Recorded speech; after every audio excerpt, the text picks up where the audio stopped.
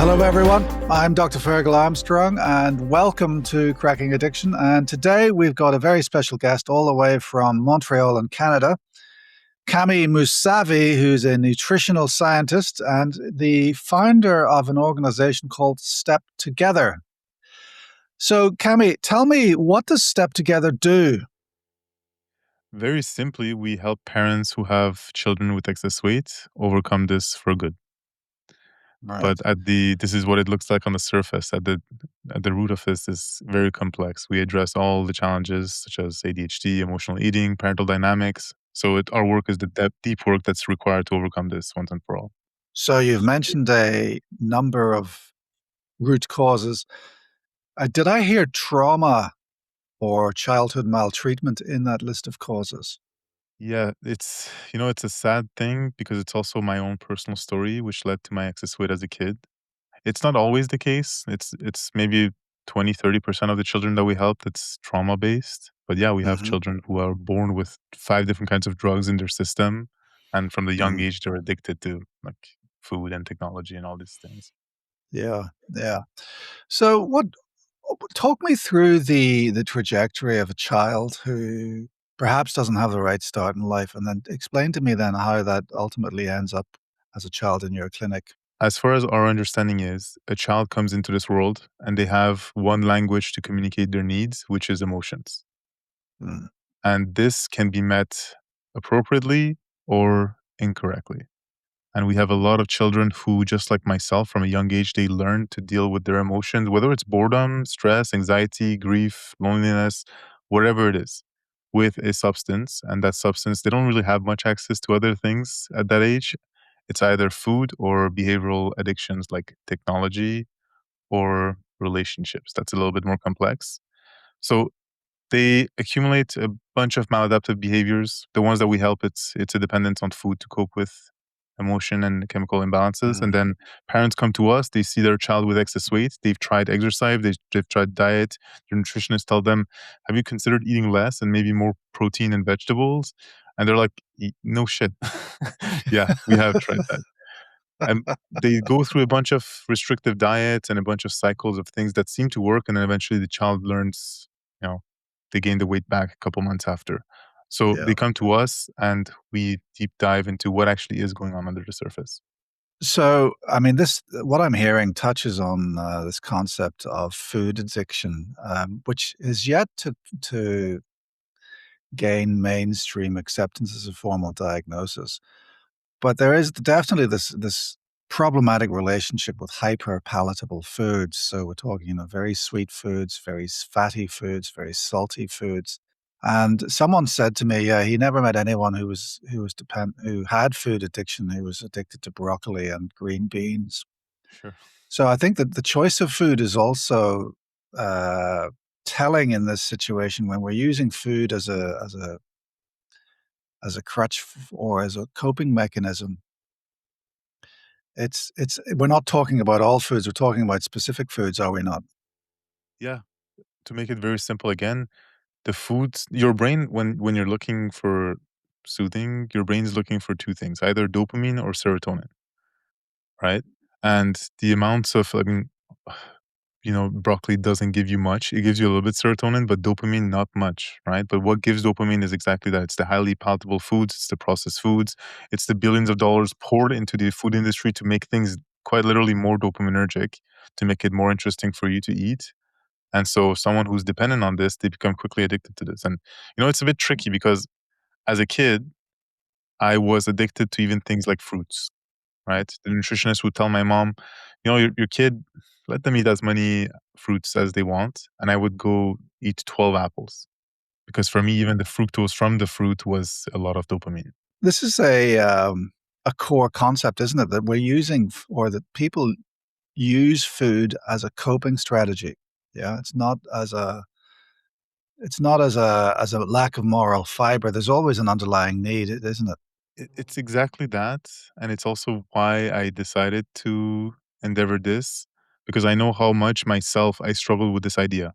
I struggled with, I'm, I have excess weight. I have difficulty with food. It's a matter of willpower, right? If I just push myself a little bit harder and have more discipline, I could overcome this, lose the weight, overcome my addiction, stop binging every night. And I even struggled with bulimia, which makes it a little bit more complex. And Mm, it was weird because on one hand, I was very successful as an engineer. I had a whole career. I had my own startup. I was running marathons. I had really the discipline and willpower to succeed on one aspect, but when it came to food, I couldn't. So this was the question for me to solve. It's like, okay, it's clearly not willpower. I have willpower. What is it? And when I mm, looked back, for me, it was both a question of an undiagnosed ADHD, which creates even more of a dependency on dopamine, but also a lot of emotional trauma that I had suppressed and my body had completely disconnected from the emotional needs. And instead, my body was telling me hunger. Hunger solves it because hunger sends you to go get food, and then food gives you the dopamine and serotonin that you need. And then I mm. didn't have the emotional issues anymore. But it was a constant cycle. It doesn't actually solve the problem underneath. I think that on one level, people who struggle with obesity and overeating they should be they should not be judged as having some form of lack of moral fiber. They should be understood. And the other thing that I want to say is that the old system or the old thought of calories in versus calories out equals, obesity, you're just eating too much. I think is needs to be much more nuanced. We need to understand the role of variations in metabolism, and we need to understand the role of non-exercise activity thermogenesis. So there's a lot in there, but what do you think firstly about this concept of, trauma or childhood maltreatment being a risk factor for emotional eating and obesity? It's not necessarily what I think, it's what I've experienced again myself. And a lot of the children that we help, it's the same case. I grew up in a Mm, household where both of my parents, we immigrated from Iran to come here. A lot of stress, a lot of financial stress, emotional stress, trying to integrate into Canada. My experience of childhood was literally one day everything's good. The next day, I don't know if my mom or dad are gonna kill each other. Like this is really what I feared. And mm, me and my brother were trying to come in the way and like protect either of them because sometimes plates were thrown, knives were thrown. It got pretty aggressive. So when you're talking about domestic violence, sure, there's the physical, but a mm, lot of times it is the like quite literally having the threat that it's not mm, safe even in your own home. And so it's very simple in that case. A child who has emotional needs, this aside, like a child will have emotional needs. They go to school, life is hard, they get bullied, whatever. They come home, and who do they go to with their emotions if their parents are overwhelmed? You keep them all mm, inside, mm. right? That's it. A child needs consistent, reliable validation and love. And certainly the first 1,000 days, actually starting from conception, that's the most difficult period, the most sensitive period as well. And otherwise, the child will learn that the world is not safe, and their cortisol or their hypothalamic pituitary adrenal axis is always going to be upregulated, and their cortisol is going to be upregulated. And unfortunately, when you have an upregulated cortisol, you have an appetite for hyperpalatable foods. Yeah. And that's how it all links in. And again, sorry to cut you off here, but I do this because it's so personal to me. I had trauma in the womb. My Mm, twin actually died at birth. And the first year of my life, my mom was in complete grief. Her brother yeah, also died when I was in the womb. So if you talk about cortisol being elevated, yeah, I know yeah, what it's like. My experiences was constant anxiety out of nowhere for no reason. My yeah, body just feels tense and I need soothing. yeah, yes, yes, yes. And if you don't get soothing from a stable relationship with a secure attachment, i.e., your mother or your mother figure, then you'll get it from food. Now, and then of course, add in this layer of ADHD and impulsivity. So ADHD effectively means we lose the ability to actually appreciate salience. So we don't know what to focus on. Therefore, everything's equally as attractive, and therefore we can't focus on anything. I mean, did you say that you also have ADHD? It's like I have the cocktail of all the problems. But yes, later on in life, I got diagnosed with inattentive ADHD, which Yeah. in my understanding is more because of the emotional trauma based response. Mhm. So the way I understand it is in ADHD, you have a deficit in dopamine for one reason or another. What you call salience is your brain literally is looking constantly in the environment to fill up Yeah. the gap in dopamine in your brain. And again, it ties back into food, but it's also why so many kids who are addicted to food are also addicted with technology. And the combination of Mhm. both those things can be really problematic in a world where, I was a software engineer before and I built games for the VR headsets. Yeah. And the conversation behind those scenes is literally how do we make these games give more dopamine to a child's brain? Yeah. Not exactly in those words, but it's like how do you make a game more fun? That's exactly Yeah. what it does. People need to understand that obesity is not just a lack of moral fiber and eating too much. There's a huge underground undercurrent of cause, which we've touched on now. But then on top of that, then there's this judgment that people who suffer from obesity experience on a daily basis. So talk to us about that. So nowadays, actually, let me start by saying how I used to view myself and also other people who struggle with excess weight.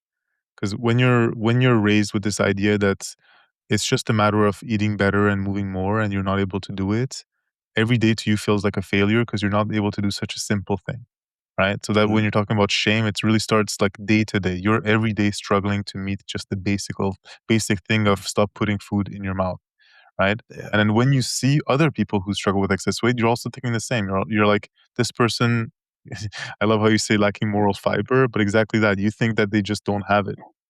But yeah, nowadays, it's completely different. When you work in this space, as I'm sure you have, when you see someone who's overweight, to you, it's just a symptom. Like this person is clearly in pain. There's something going on underneath, and they wear it on their sleeves. They wear it on their body. That's why it's like it's really one of the things that is the most obvious signal for some kind of dysregulation.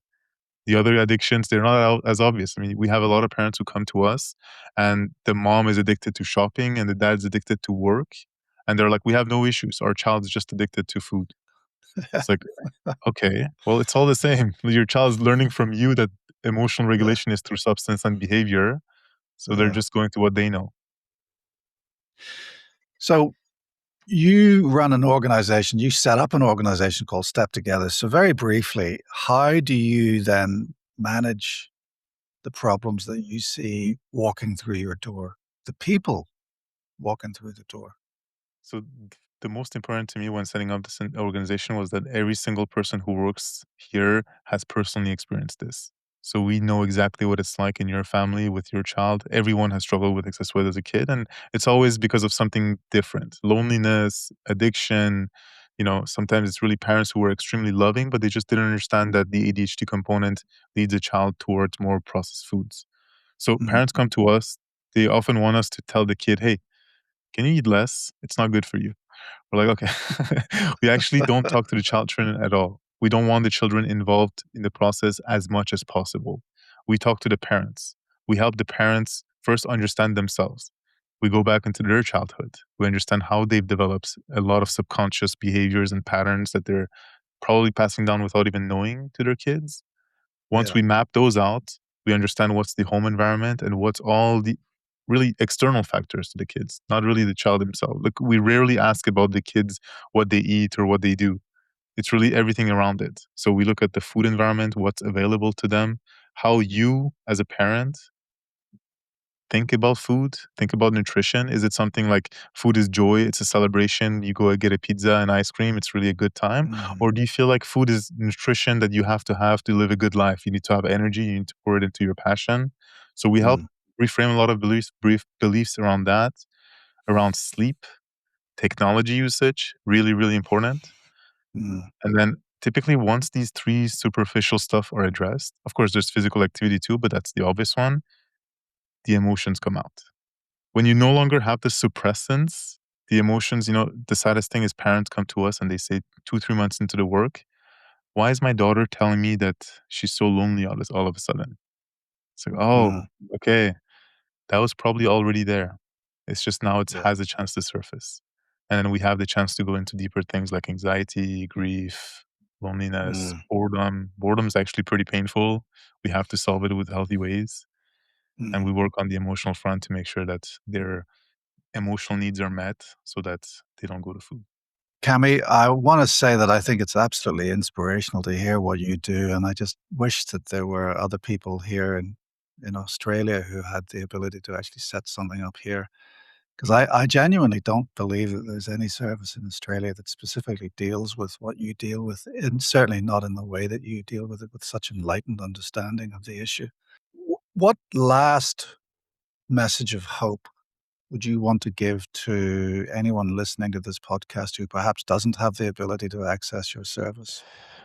You know, it's you say Australia, but even in the US where we work, there's nothing that I truly believe. Like I had a good career. I was successful in engineering. I could have stayed, but I was honestly upset that nothing is addressing what I needed as a kid. So I decided to create it. But really the simple message is if you Mm, have a child who's struggling with anything, whether it's food or tech or any other addiction as a child, don't give up. Try to look a little bit under the surface. What's mm, going on behind the behavior? Why is mm, your child going to food? Not how can I stop my child from eating more, mm, right? And that's really that's where it starts. That's you can start. We have a lot of resources online for free where you can look at it at steptogether.us if there's anything that could help you. And mm. we're a remote based bit service as well. So if you need some help, I'm sure we can provide it as well. But just don't give up hope. Look at what's underneath the symptom. So I really do like that. Don't give up and look underneath the surface. I think those are the two key messages that I think we should all emphasize to anyone watching this video. Kammy Moussavi, thanks so much for your time and your expertise and your compassion. I really appreciate it. Thank you. Thank you for having me on. It's an honor. That's all for today, folks. I'm Dr. Ferghal Armstrong, and this has been Cracking Addiction.